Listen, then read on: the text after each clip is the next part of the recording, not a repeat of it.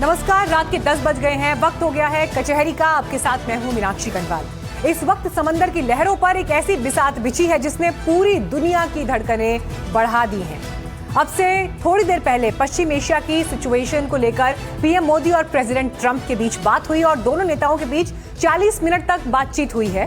भारत में अमेरिकी राजदूत सर्जियो गोर ने एनडीटीवी से कहा कि आने वाले दिनों में बड़ी खबर मिल सकती है। भारत समेत पूरी दुनिया का शांति वार्ता में अहम रोल हो सकता है। इससे पहले फ्रांस के राष्ट्रपति इमैनुअल मैक्रोन ने ईरानी राष्ट्रपति पेजेश्कियान और प्रेसिडेंट ट्रंप से बातचीत की, ईरान वॉर खत्म करने की गुजारिश की। The Prime Minister updated regularly, and so without getting into too many private details, the President gave an update on what is happening in the Middle East, along with some of the big-ticket items that we have happening in Washington between... Do you see India having a possible role in the peace process? I think the whole world can have a role in the peace process, and that includes India, of course. The President welcomes everybody who wants to be involved in this. Yeah. And, sir, that's important. The President welcomes anybody who wants to be a part of it. How do you see India potentially being a part of it? That would be a question for India, to be honest. But it's one of those things. Look, right now there's only one country that is holding the Strait of Hormuz hostage. And so, of course, we welcome all parties to encourage that to reopen. These are international waters. No country should be able to hold and blockade the whole world. तो ये अंतर्राष्ट्रीय जल मार्ग है और इसे कोई भी देश बंधक नहीं बना सकता। अब इस बीच देखिए, पाकिस्तान भी एक्टिव है। इस्लामाबाद से खबरें आ रही हैं, शांति वार्ता का दूसरा दौर जल्द होगा और इस बार विदेश मंत्रियों के लेवल पर बात होगी।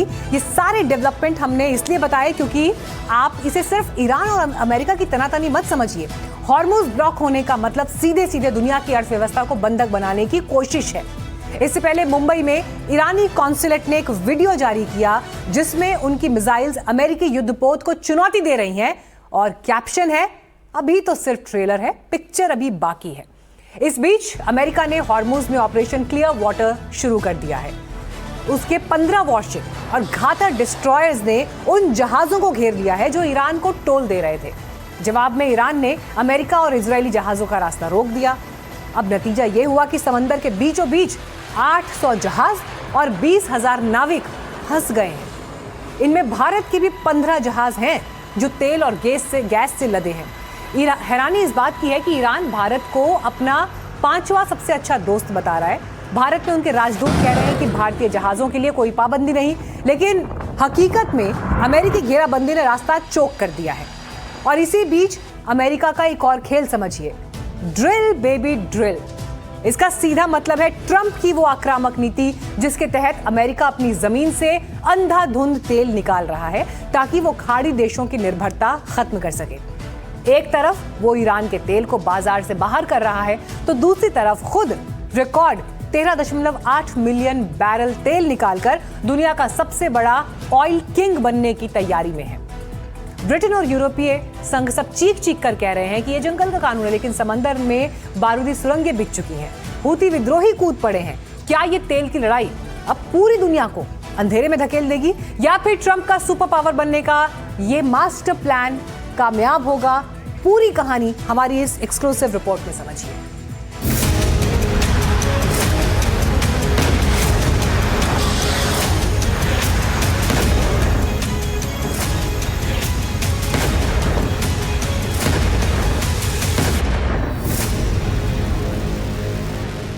जिसका डर था वही हुआ। जो अमेरिका फ्रीडम ऑफ नेविगेशन की वकालत करता था वो हॉर्मुज का रास्ता ब्लॉक करने वाला ग्लोबल स्टेट बन गया है। ईरान ने भी तेल और गैस वाले जहाजों का रास्ता रोक दिया और अमेरिका भी रास्ता रोक कर बैठा है। दोनों आमने सामने हैं। पहले समझ लीजिए कि अमेरिकी पोजीशनिंग कैसी है। स्ट्रेट ऑफ हॉर्मुज के पूर्व की तरफ ओमान की खाड़ी है। ये अमेरिका का मेन ब्लॉकिंग पॉइंट है। अमेरिकी बेड़ा ओमान के मुसंदम प्रायद्वीप के ठीक बाहर तैनात है। दूसरा है फारस की खाड़ी की तरफ। यूएई और कतर के तटों के करीब भी निगरानी बढ़ाई गई। ईरान के केशम और लारक द्वीपों के बीच एक वैकल्पिक रास्ता बनाने की कोशिश थी। अमेरिका ने अब इसी संकरे रास्ते के मुहाने पर अपने विध्वंसक तैनात कर दिए हैं। We can't let a country blackmail or extort the world, because that's what they're doing. They're really blackmailing the world. We're not going to let that happen. And you know, the amazing thing is, we don't, can you believe this? We don't use the Strait. We don't need the Strait. We have our own oil and gas, much more than we need. We have more oil and gas than Saudi Arabia. Think of this. We produce more. Saudi Arabia, and add Russia to it. Substantially more. And by next year, we'll have double that amount. So we don't need it, but the world needs it. Iran के पास America ने अपने युद्ध पोत तैनात किए हैं। Reports हैं कि इन्हीं को आगे मूव किया गया है, जिसकी वजह से कई शिप्स अब पूरी तरह चोक हो चुके हैं। जो शिप्स ईरान या ईरान के पोर्ट से गुजर रही हैं, उनके लिए अमेरिका ने जाने पर पाबंदी लगाई है। दूसरी तरफ ईरान ने अमेरिका और इजराइल के शिप्स को जाने से रोका है। कुल मिलाकर इस वक्त भी 800 से ज्यादा जहाज और 20,000 नाविक फंसे हैं। कहा जा रहा है कि भारत के भी 15 जहाज इसी रास्ते पर मुस्तैद हैं, जिनमें तेल और गैस मौजूद है। अमेरिका ने क्लियर किया है कि गैर ईरानी जहाजों को निकलने की अनुमति तो है, लेकिन ईरान से आने या वहां जाने वाले किसी भी जहाज को स्टॉप एंड सर्च के तहत पूरी तरह रोका जा रहा है। हालांकि ईरान दावा करता है कि भारत के जहाजों के लिए कोई रास्ता ब्लॉक नहीं है, पैसे तक नहीं लिए जा रहे। For Indian ships, you know that we have a good relation with the Indian government, and we want to prepare a good preparation for the ships of India.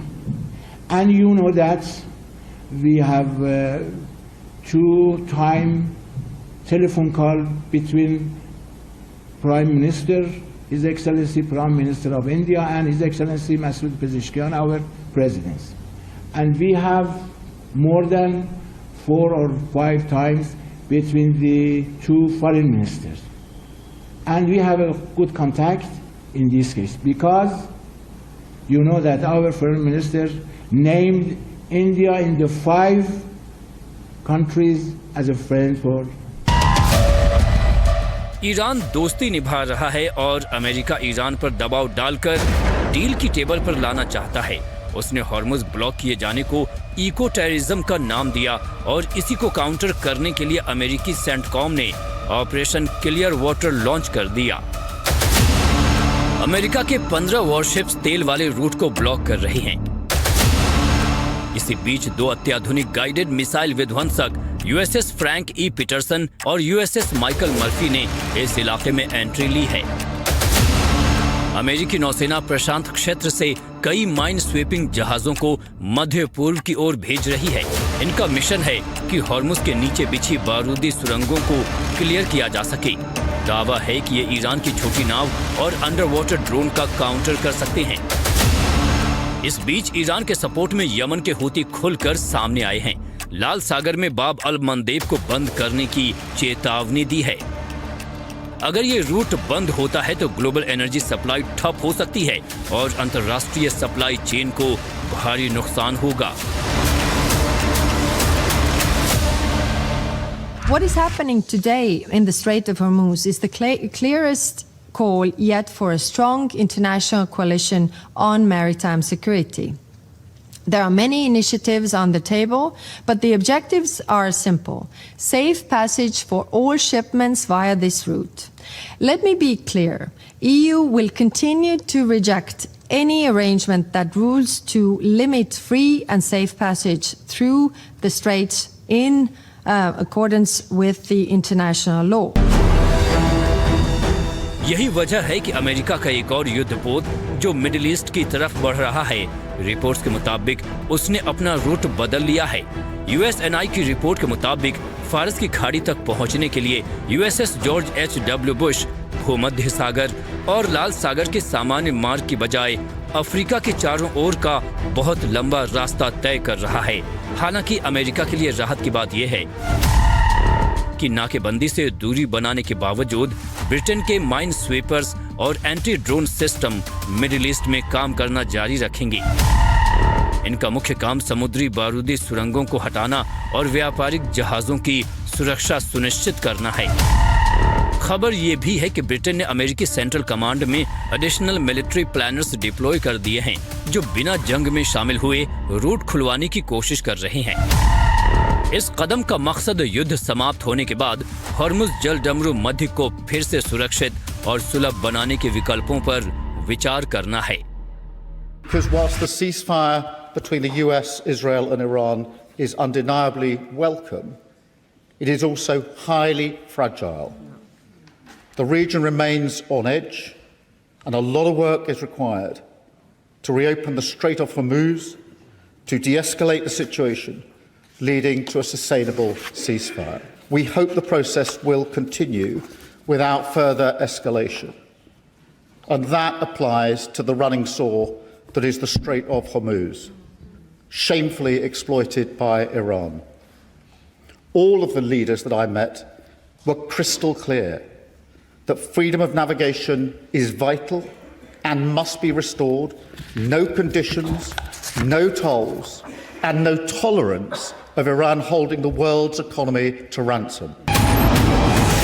हालांकि युद्ध के बीच अमेरिका की ड्रिल बेबी ड्रिल वाली policy की खूब चर्चा हो रही है।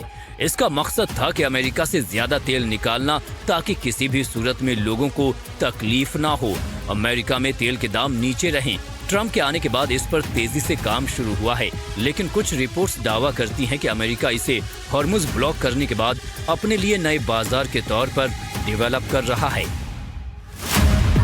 एक तरफ अमेरिका ईरान के तेल को बाजार से बाहर कर रहा है और दूसरी तरफ अमेरिका खुद अपना रिकॉर्ड तेल निकाल रहा है। अमेरिका रोजाना करीब 13.8 मिलियन बैरल तेल निकाल रहा है। इस वक्त वेनेजुएला के तेल पर भी अमेरिका का कंट्रोल नजर आ रहा है। यानी जब हॉर्मुज से तेल की सप्लाई रुकती है तो कीमतें बढ़ती हैं। अमेरिका दुनिया का सबसे बड़ा तेल प्रोड्यूसर बनकर इस बढ़ी हुई कीमत का फायदा उठा रहा है। But there are many boats heading toward our country to fill up with oil and then go and take it. So they're not going to go through the Hormuz Strait. And ultimately that'll be corrected. But in the meantime, they're using us. We have more oil because of drill baby drill. We have more oil than Russia and Saudi Arabia put together. यानी America सिर्फ अपनी जरूरत पूरी नहीं करना चाहता, बल्कि दुनिया का सबसे बड़ा तेल निर्यातक बनकर रूस और खाड़ी देशों के दबदबे को खत्म करना चाहता है। सवाल है कि क्या हॉर्मुज बंद करने के बाद ऐसा मुमकिन होगा? क्या ट्रंप का सपना पूरा होगा या फिर ईरान इसकी कोई और नई काट निकालेगा?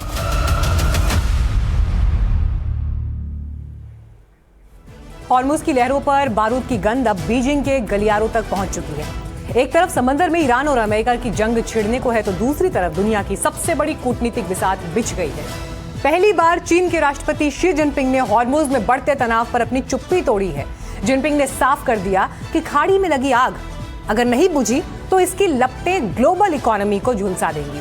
सवाल है क्या हॉर्मुज दुनिया के तीसरे विश्व युद्ध का नया सेंटर बनने जा रहा है? हॉर्मुज में समुद्री नाकेबंदी के बीच दुनिया की सबसे शक्तिशाली नौसेना और ईरान के स्पीड बोट स्वॉर्मर्स के बीच सीधा टकराव होने की आशंका है। ईरान की इन छोटी बोट्स को दुनिया मॉस्किटो फ्लीट्स भी कहती है। इन्हीं के दम पर ईरान हॉर्मुज में अमेरिकी नेवी के बड़े युद्धपोतों को टारगेट बनाना चाहता है। वॉल स्ट्रीट का दावा है अगले कुछ घंटों में दोनों मुल्कों में भीषण जंग छिड़ सकती है। एक तरफ दुनिया की सबसे आधुनिक और सबसे शक्तिशाली अमेरिकी नौसेना है तो दूसरी तरफ ईरान के वो घातक स्पीड बोट स्वॉर्मर्स जो मधुमक्खियों की तरह हमला करने के लिए मशहूर हैं। सवाल है इस लड़ाई में जीतेगा कौन?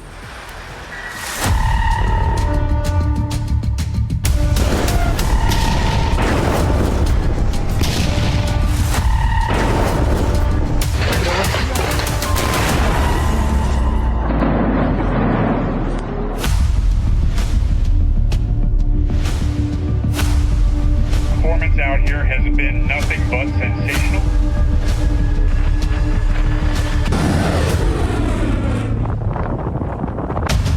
क्या हॉर्मुज तीसरे विश्व युद्ध का एपिसेंटर बनेगा? क्या ईरान की मच्छर बटालियन बनाम अमेरिकी युद्धपोत की टक्कर होगी?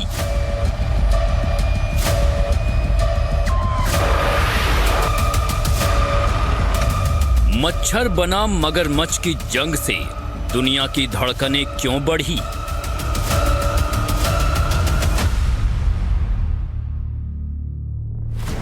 दुनिया के नक्शे पर दिखने वाला छोटा सा रास्ता, एक तरफ फारस और दूसरी तरफ ओमान की खाड़ी, दोनों के बीच 167 किलोमीटर लंबा और 33 किलोमीटर चौड़ा समुद्री रास्ता, नाम है स्ट्रेट ऑफ हॉर्मुज।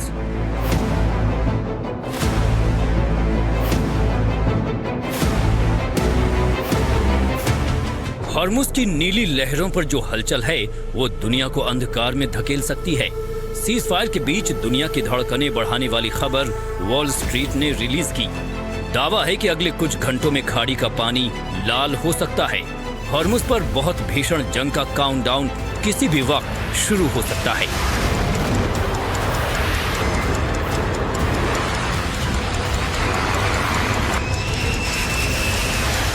इन दावों को अमेरिकी प्रेसिडेंट डोनाल्ड ट्रंप की नई स्ट्रैटेजी बल देती है, क्योंकि ईरान की टोल बंदी के खिलाफ अमेरिका ने हॉर्मुज की नाकेबंदी की है। ट्रंप हर कीमत पर ईरान को हॉर्मुज पर झुकाना चाहते हैं। Over nuclear, very similar, yeah, very good. I guess you're listening. It's over the fact that they will never have a nuclear weapon. Iran, you marking it down? Iran will not have a nuclear weapon. And we agreed to a lot of things, but they didn't agree to that. And I think they will agree to it. I'm almost sure of it. In fact, I am sure of it. If they don't agree, there's no deal. There'll never be a deal. Iran will not have a nuclear weapon, and we're going to get the dust back. We'll get it back either. We'll get it back from them or we'll take it. युद्ध विराम के बीच Hormuz पर जंग के बादल तब मंडरा रहे हैं जब अमेरिका ये दावा कर रहा है कि ईरान डील के लिए बेताब है, लेकिन हॉर्मुज की नीली लहरों पर महायुद्ध की नई ललकार दुनिया को सुनाई देने लगी है। एक तरफ दुनिया का सबसे ताकतवर मगरमच्छ यानी अमेरिकी नौसेना है, तो दूसरी तरफ ईरान के बारूदी मच्छरों का झुंड यानी मस्कीटो फ्लीट। तो क्या हॉर्मुज में बारूद बरसने वाला है? तेहरान से इसके नए सिग्नल मिल रहे हैं। ईरान के सशस्त्र बल स्पष्ट और दृढ़ता से घोषणा करते हैं कि फारस की खाड़ी और ओमान सागर के बंदरगाहों की सुरक्षा या तो सबके लिए है या किसी के लिए नहीं।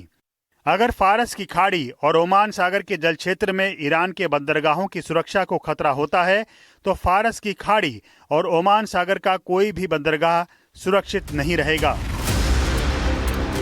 अमेरिका के जंगी बेड़े ईरान को गहरा नुकसान पहुंचाने की ताकत रखते हैं।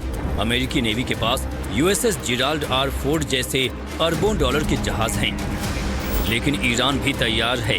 वो अपनी छोटी छोटी बोट्स, जिसे वो मच्छर बटालियन कहता है, उसके जरिए अमेरिका को नुकसान पहुंचा सकता है।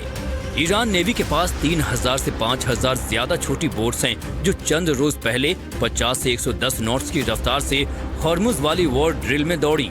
इसमें सिराज 1 सबसे खतरनाक है, जो ऊंची और उफान मारती लहरों के बीच से भी सटीक टारगेट पर मिसाइल दाग सकती हैं।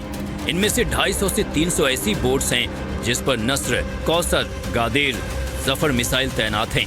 इसके अलावा अबू मेहदी भी है, जो 1000 किलोमीटर से ज्यादा तक मार कर सकती है। कुछ बोट्स के पास 16 लॉन्च ट्यूब्स हैं, जिससे एंटी एयर मिसाइल दागी जा सकती हैं। इन नावों पर ऐसी मिसाइलें और हथियार हैं जिनके हमले को ट्रैक करना और रोकना बेहद मुश्किल होता है। सवाल सिर्फ युद्ध का नहीं है, सवाल वजूद का है। हॉर्मुज से दुनिया का 20% कच्चा तेल गुजरता है। अगर ईरान ने अपनी नाकेबंदी की धमकी को हकीकत में बदला, तो तेल की कीमतें रॉकेट हो जाएंगी और मंदी का ऐसा दौर आएगा जिसे संभालना नामुमकिन होगा। अमेरिका के लिए ये सिर्फ सुरक्षा की बात नहीं, अपनी सुपर पावर वाली साख बचाने की लड़ाई है, जिसके संकेत ईरानी मीडिया से रिलीज हो रहे हैं।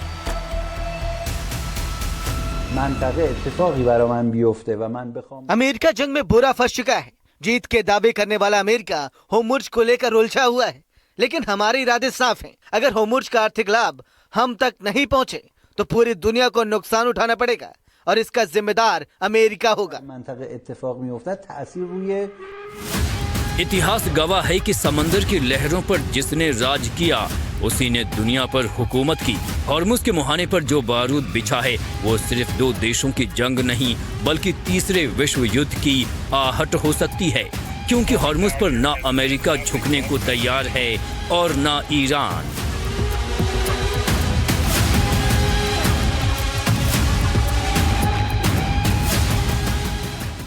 कहा जाता है कि युद्ध जब थमता है तो हिसाब की डायरी खुलती है। ईरान इस वक्त वही डायरी लेकर दुनिया की दहलीज पर खड़ा है। ईरान की सरकारी प्रवक्ता फातिमा मुहज्जरानी ने तबाही का एक खौफनाक आंकड़ा पेश करते हुए कहा कि शुरुआती अनुमानों के मुताबिक हमलों ने ईरान को करीब 270 अरब डॉलर यानी 25 लाख करोड़ रुपए से ज्यादा की सीधी चोट दी है। ईरान के सेंट्रल बैंक की माने तो इस मलबे से उबरने में उन्हें 12 साल लगेंगे, लेकिन तेहरान अब इस बर्बादी का बिल अपने ही पड़ोसियों सऊदी अरब, यूएई, कतर, बहरीन और जॉर्डन के नाम पर फाड़ रहा है। आरोप है कि इन देशों ने अपना आसमान इजरायली और अमेरिकी जेट्स के लिए खोलकर इस आक्रामकता में पार्टनरशिप की है। युद्ध में हार जाने की हालांकि ये मांग नई नहीं है, लेकिन इतिहास के पन्ने बताते हैं कि ये बोझ कितना भारी हो सकता है। सबसे बड़ी मिसाल जर्मनी की है। प्रथम विश्व युद्ध के बाद 1919 में हुई वर्साई की संधि के तहत जर्मनी पर 132 अरब गोल्ड मार्क्स का हर्जाना थोपा गया था, और ये कर्ज कितना कमर तोड़ था कि 2 विश्व युद्ध बीत गए, देश 2 हिस्सों में बटा और फिर वापस एक हो गया, लेकिन जर्मनी का पीछा नहीं छूटा। जर्मनी को उस युद्ध का हर्जाना चुकाने में पूरे 92 साल लगे और आखिरी किश्त 3 अक्टूबर 2010 को पूरी हुई। 1990 के खाड़ी युद्ध के बाद संयुक्त राष्ट्र ने इराक पर कुवैत को 52 अरब डॉलर का मुआवजा देने का आदेश दिया था, जिसकी आखिरी किश्त इराक ने साल 2022 में पूरी की। ईरान इसी ऐतिहासिक नजीर और अंतर्राष्ट्रीय कानून के दम पर अब 5 अरब देशों को घेर रहा है। संयुक्त राष्ट्र को लिखे पत्र में तेहरान ने साफ कहा है कि हमलावरों की मदद करने वाले ये देश अब सेल्फ डिफेंस का अधिकार खो चुके हैं। क्या इतिहास खुद को दोहराएगा? क्या ये 5 देश ईरान की तबाही का हर्जाना भरेंगे, या मिडिल ईस्ट में मुआवजे की ये जंग एक नए बारूद का ढेर तैयार कर रही है?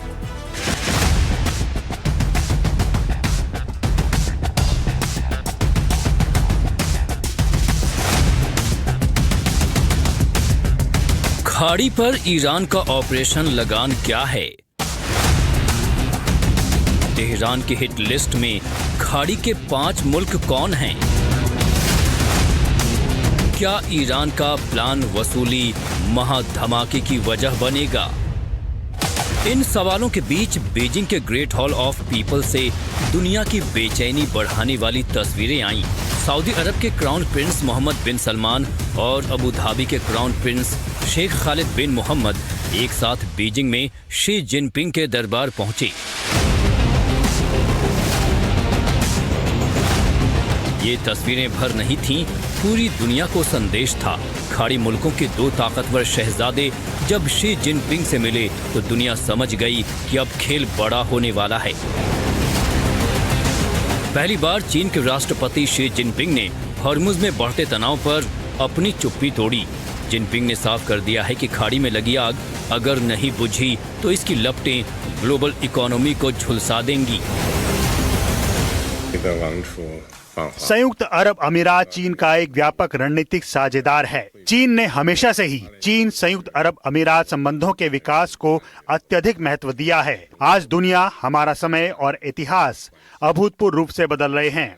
मानवता को शांति और युद्ध, एकता और टकराव तथा विकास और पतन के बीच एक ऐतिहासिक चुनाव करना है। इस संघर्ष ने संयुक्त अरब अमीरात सहित कई खाड़ी देशों को भी प्रभावित किया है।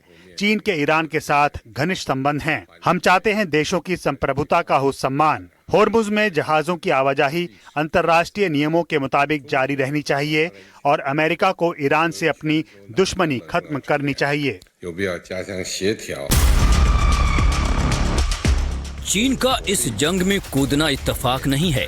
बीजिंग जानता है कि अगर हॉर्मुज बंद हुआ तो उसकी अपनी पावर सप्लाई ठप हो जाएगी। इसीलिए जिनपिंग ने खाड़ी के सुल्तानों को अपने पास बुलाया। चीन का रुख साफ है, खाड़ी के साथ उसे ईरान की भी फिक्र है। उधर तेहरान का पारा 7वें आसमान पर है। ईरान के विदेश मंत्री ने सीधे अमेरिका की आंखों में आंखें डालकर कहा, विश्वासघात। आरोप है कि अमेरिका ने शांति का चोला पहनकर पीठ में छुरा घोंपा है। ईरान ने साफ कर दिया है कि अब बातचीत की मेज नहीं बल्कि हिसाब किताब का वक्त है। अमेरिकियों के साथ बातचीत की अब कोई गुंजाइश नहीं है, क्योंकि उन्होंने हमले न करने के वादे से हमें धोखा दिया है और बातचीत में महत्वपूर्ण प्रगति हासिल करने के बावजूद उन्होंने हम पर हमले करने का फैसला किया है। ये अनुभव बेहद कड़वा है। हमारा विश्वास अमेरिका पर पूरी तरह से खत्म हो चुका है। क्षेत्रीय युद्ध ने कूटनीति के दरवाजे हमेशा के लिए बंद कर दिए हैं। लेकिन कहानी यहीं खत्म नहीं होती। ईरान ने एक नई हिट लिस्ट जारी की है। खाड़ी के 5 देशों को आक्रामकता को बढ़ावा देने का जिम्मेदार ठहराते हुए ईरान ने हुंकार भरी है। ईरान कहता है, हमें नुकसान पहुंचाया है, अब हर जाना दो। ईरान का दावा है कि इन मुल्कों ने न सिर्फ पाबंदियां लगाई बल्कि हॉर्मुज में तनाव बढ़ाकर उसकी संप्रभुता को चोट पहुंचाई है। ईरान की सरकारी न्यूज एजेंसी IRNA का दावा है कि ईरानी सरकार ने बहरीन, सऊदी अरब, कतर, UAE और जॉर्डन को उन देशों के रूप में चिन्हित किया है जिन्होंने ईरान के खिलाफ आक्रामकता को बढ़ावा देने में भूमिका निभाई। ईरान इन 5 मुल्कों से नुकसान की भरपाई चाहता है। उधर तेहरान की वसूली वाले फॉर्मूले पर कतर से रिएक्शन आया। कतर ने क्लियर कर दिया कि जंग हमने नहीं छेड़ी तो भरपाई क्यों करें। हमारे देश पर हमले जारी रहे और युद्ध विराम के बाद ही रुके। इस मामले में किसी भी प्रकार की वित्तीय चर्चा का कोई जिक्र नहीं हुआ। ये कहना कि इन हमलों को वित्तीय कारणों से रोका गया पूरी तरह से झूठ है और ये महज मेरे देश की प्रतिष्ठा को धूमिल करने की कोशिश है। रहा सवाल ईरान के नुकसान की भरपाई करने का, तो हमने उस युद्ध पर नहीं थोपा। पाकिस्तान में पीस डील पर बात नहीं बनी। प्रेसिडेंट ट्रंप के हॉर्मुज में नाकेबंदी के फैसले से ईरान की ट्रेड लाइफलाइन पर संकट गहरा गया। अब रही बात ईरान के नुकसान की, तो उसके आंकड़े भी जान लीजिए, जिससे ईरान की बेचैनी का अंदाजा हो जाएगा। रिपोर्ट में दावा किया गया कि हॉर्मुज ब्लॉक होने की वजह से ईरान को रोजाना 4081 करोड़ रुपए का आर्थिक नुकसान हो रहा है। ईरान के कच्चे तेल और पेट्रोकेमिकल्स का निर्यात, जो खास तौर से चीन को जाता था, उसका 45 से 50% हिस्सा अब पूरी तरह अधर में है। ईरान ने पहले ही करीब 154 मिलियन बैरल तेल जहाजों में भरकर समुद्र में खड़ा कर रखा है, जिसे वो बेच नहीं पा रहा है। ईरान ने नुकसान की भरपाई के लिए जिन खाड़ी मुल्कों की लिस्ट रिलीज की है, उसके समर्थन में भी आवाजें उठने लगी हैं। जिस तरह रुश्दी के खिलाफ फतवा जारी किया गया था, वैसी ही सजा डोनाल्ड ट्रंप और नेतन्याहू को मिलनी चाहिए। जहां तक युद्ध में हुए नुकसान और हर्जाने का सवाल है, तो ईरान को हुए नुकसान का मुआवजा बातचीत या संघर्ष विराम से नहीं मिलेगा। ईरान को अपने नुकसान का हर्जाना वसूलने के लिए खुद कार्रवाई करनी होगी। बीजिंग की मुलाकातों से लेकर तेहरान की धमकियों तक हॉर्मुज का ये कुरुक्षेत्र अब एक नए मोड़ पर है। एक तरफ महाशक्तियां अपनी युद्ध नीति को धार लगा रही हैं, तो दूसरी तरफ ईरान नुकसान की भरपाई चाह रहा है। अब सवाल है कि क्या कूटनीति इस महायुद्ध को टाल पाएगी या फिर इतिहास एक नए विनाश का गवाह बनेगा। युद्ध के नुकसान, तकलीफ और कूटनीतिक दबावों और नतीजों की बात इस वक्त पूरी दुनिया और मीडिया कवरेज में हर जगह है। लेकिन कचहरी में मैं आपके सामने युद्ध से छलनी हो जाने वाले उस मानवीय, ऐतिहासिक और सांस्कृतिक पहलू की फाइल खोलूंगी जो बम, मिसाइल और हॉर्मुज ब्लॉकेज में कहीं खो गया है, लेकिन ग्लोबल होती लोकल दुनिया का सबसे जरूरी पहलू है ये। क्या आपको पता है मिडिल ईस्ट का पेरिस किसे कहा जाता था? एक ऐसा देश जिसकी राजधानी बेरूत अपनी चकाचौंध फैशन और शानदार यूरोपीय वास्तुकला के लिए पूरी दुनिया में मिसाल के तौर पर देखी जाती थी। लेबनान, वो देश जिसने दुनिया को पहली लिपि दी और जिसे अपनी उदार संस्कृति, आजाद ख्याली और बेहतरीन शिक्षा केंद्रों की वजह से पूरे अरब जगत का लाइट हाउस कहा जाता था। दुनिया आज जिसे हेल्दी डाइट कहकर अपना रही है, लेबनान तो उसे सदियों से जी रहा है। यहाँ का रेशमी हमस, कुरकुरा फलाफेल और वो मशहूर तबूले सैलेड, ये सिर्फ व्यंजन नहीं है, ये लेबनान की रूह है। यहाँ की गलियों में मिलने वाला शवारमा और मीठे में बकलावा का वो स्वाद जिसने भी चखा वो लेबनान का मुरीद हो गया। आज भारत में भी आई एम श्योर आप अपने घर पर बैठकर ऑनलाइन ऐप से बड़े चाव से ये सब ऑर्डर करते होंगे, लेकिन आज उन्हीं खुशबूदार रसोइयों और जैतून के बागानों की जगह बारूद की कड़वाहट ने ले ली है। जिस देश ने दुनिया को अक्षर दिए, आज वो अपनी पहचान बचाने के लिए तड़प रहा है। भूमध्य सागर के किनारे बसा ये खूबसूरत मुल्क जिसे मिडिल ईस्ट का पेरिस कहते हैं, आज इजरायली मिसाइलों के धुएं में कहीं खो गया है। लेबनान की ये भौगोलिक स्थिति ही आज उसकी सबसे बड़ी मुश्किल बन गई है। युद्ध के मसलों में 6000 साल पुरानी सभ्यता को जमींदोज कर देंगे, ये धमकियां आपने बीते दिनों अमेरिकी राष्ट्रपति के बयानों में सुनी होंगी। लेकिन मैं आज आपको वॉर जोन के उस सिरे पर ले जा रही हूं जहां हमलों के लगातार सिलसिले ने सीज फायर को भी डीरेल कर दिया है। वॉर जोन से नजीर मसूदी की ये रिपोर्ट।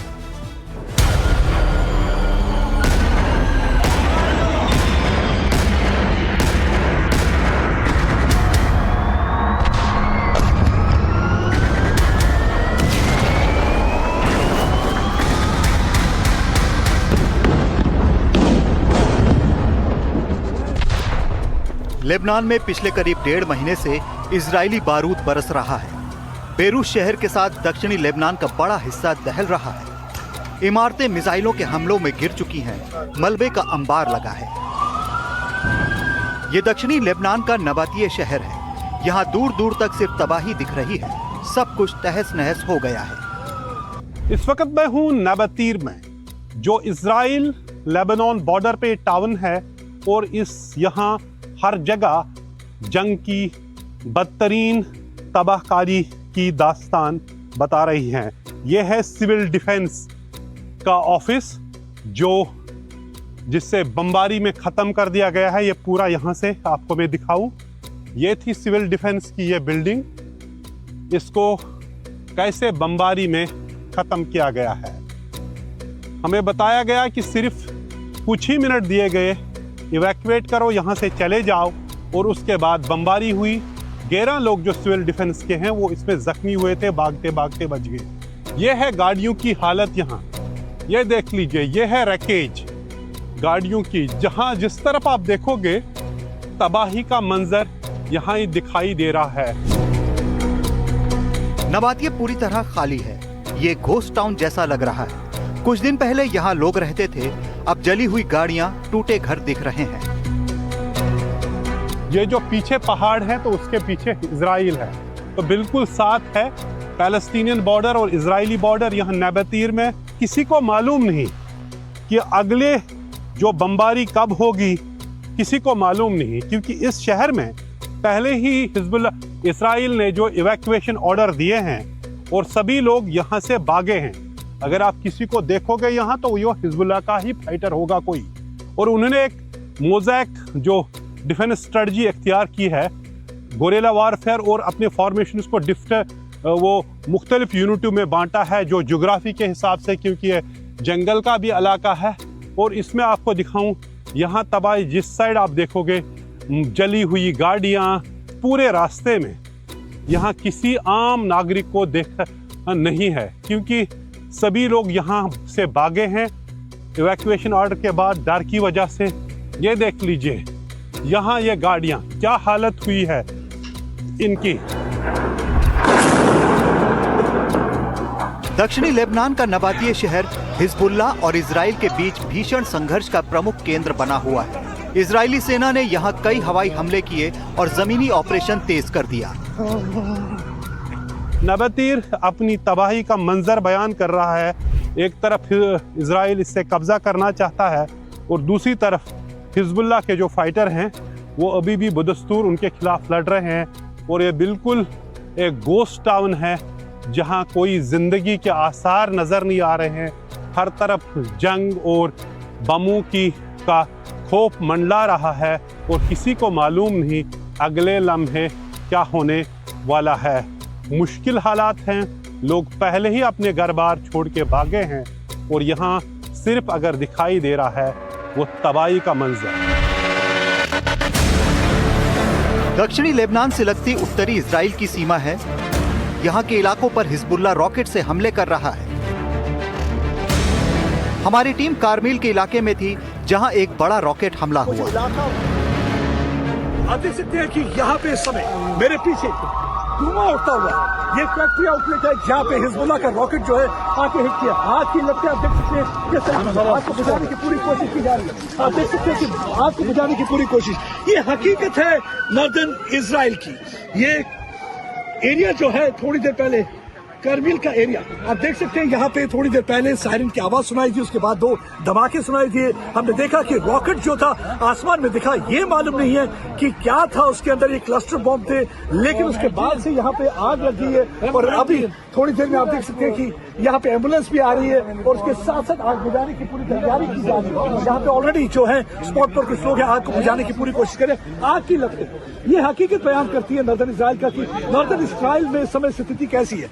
चाहे सीज फायर जरूर बाकी हिस्सों में होगा, लेकिन नॉर्दर्न इजराइल में कभी भी सीज फायर नहीं होता। और करमिल का वही इलाका है जहाँ पे आईडीएफ पिछले 2 दिनों से यहाँ पे मिलिट्री एक्सरसाइज जो आज सुबह से शुरू हुई है कल तक चलती रहेगी। लगता है कि मिलिट्री एक्सरसाइज को टारगेट करने का प्लान था हिजबुल्लाह का, यही एक वजह है कि उन्होंने रॉकेट यहाँ पे फेंके। अभी तक ऑफिशियल वर्जन तो इसके बारे में आया नहीं है, लेकिन आप देख सकते हैं तस्वीरें सारी हकीकत बयान करती है कि किस तरीके के यहाँ पे हालात हैं। टेंशन का माहौल बना हुआ है। जब रॉकेट फटता है उसके बाद हमने देखा लोग जो थे सिर्फ शेल्टर की ओर चले गए, और लगातार ऐसा देखने को यहाँ पे मिल रहा है।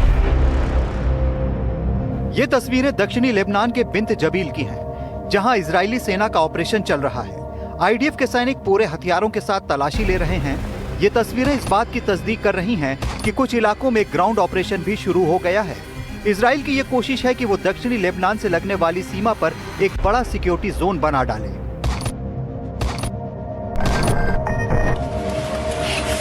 दक्षिणी लेबनान में टायर शहर के पास ये तबनीम का इलाका है। यहाँ एक बड़े हमले में अस्पताल तबाह हो गया है।